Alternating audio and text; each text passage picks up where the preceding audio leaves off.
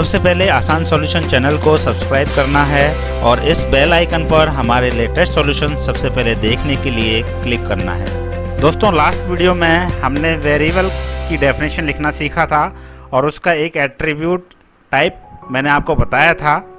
Variable को scope के आधार पर दो भागों में बांटा गया है, एक तो सिस्टम वेरिएबल और एक है लोकल वेरिएबल। आज हम सिस्टम वेरिएबल की बात करेंगे। सिस्टम वेरिएबल का मतलब होता है कि यदि कोई वेरिएबल सिस्टम वेरिएबल बना दिया जाए तो उसको किसी भी रिपोर्ट के अंदर इस्तेमाल किया जा सकता है।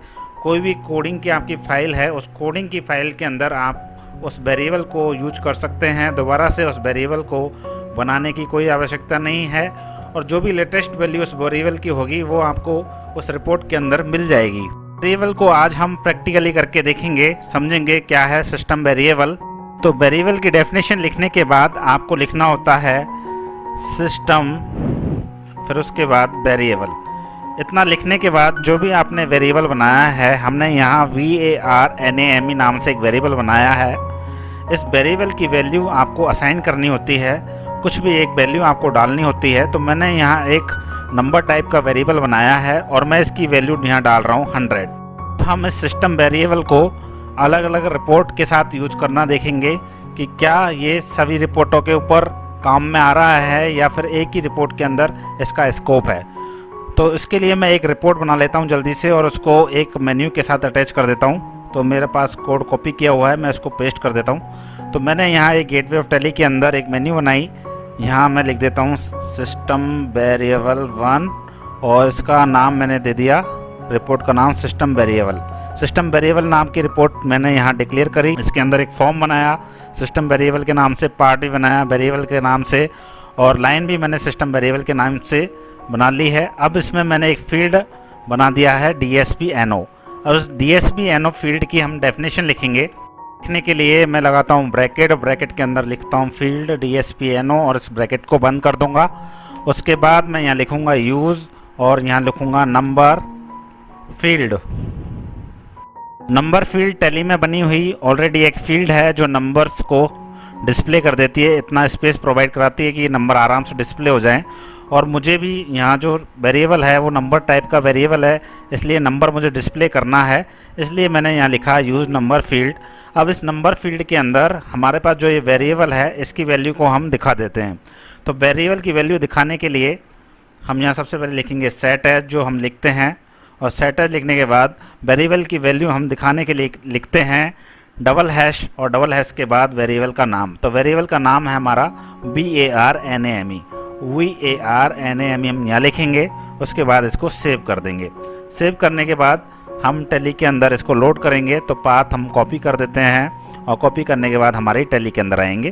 टैली में Ctrl+Alt प्रेस करेंगे, F4 करेंगे, जो कॉपी किया उसको यहाँ पेस्ट कर देंगे। मैंने पेस्ट कर दिया है, एंटर प्रेस करेंगे। आप देख सकते हैं यहाँ एक मेन्यू आइटम आ गया सिस्टम वेर। यहाँ पर जब आप एंटर कर रहे हैं तो आपको वेरिएबल की जो वैल्यू है वो डिस्प्ले हो रही है। यहाँ वेरिएबल की वैल्यू आप देख सकते हैं 100 है, तो आपको यहाँ टैली में 100 डिस्प्ले हो रही है। चलिए, यहाँ तक तो हमारा ये वेरिएबल वाला कोड सही काम कर रहा है। अब हमें एक दूसरी रिपोर्ट बना करके देखना है क्या हम इस सिस्टम वेरिएबल को दूसरी रिपोर्ट के ऊपर भी एक्सेस कर सकते हैं। तो मैं एक फाइल और यहाँ क्लिक करके ओपन कर लेता हूँ। इस फाइल को मैंने नाम दे दिया सिस्टम वेरिएबल 1, आप कुछ भी दे सकते हैं।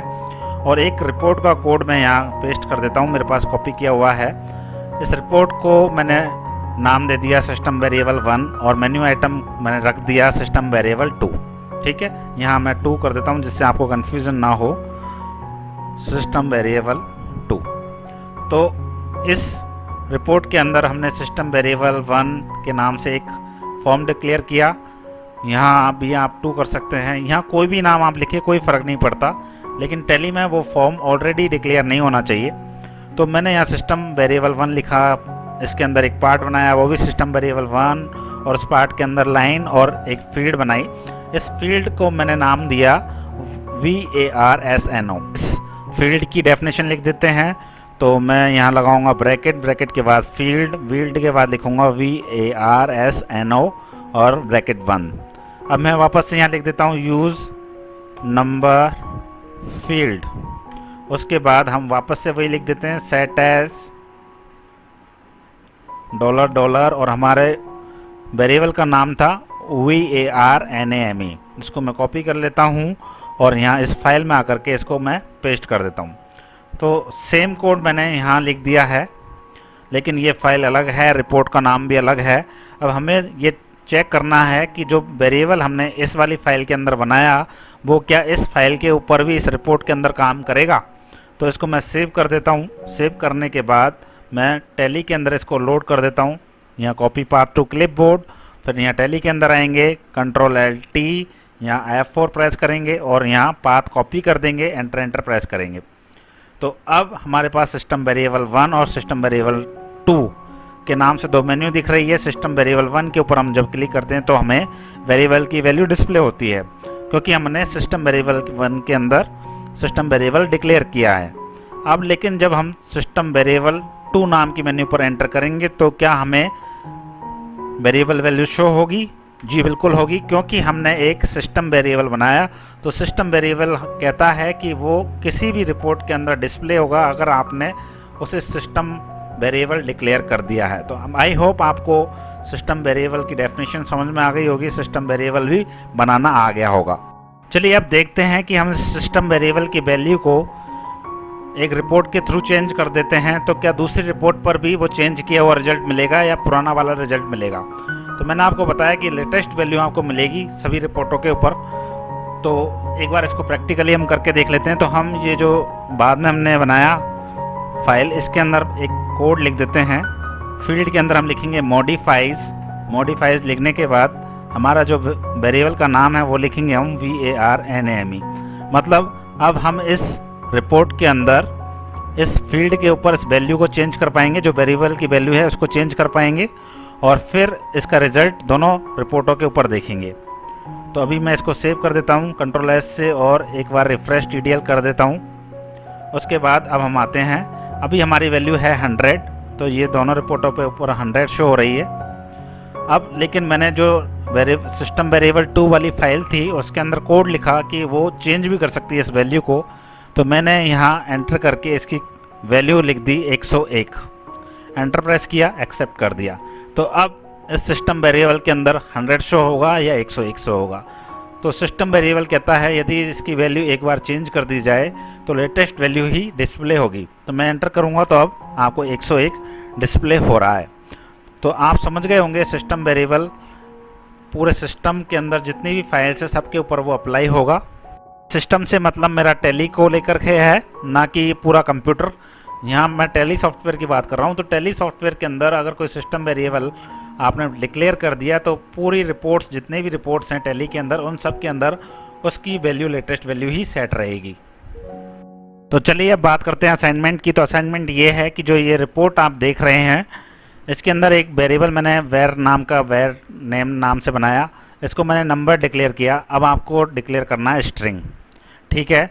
और स्ट्रिंग डिक्लेयर करने के बाद उसको कोई कलर का नाम देना, जैसे ग्रीन दे दिया या ब्लू दे दिया, जो भी कलर आप देना चाहें दे दें।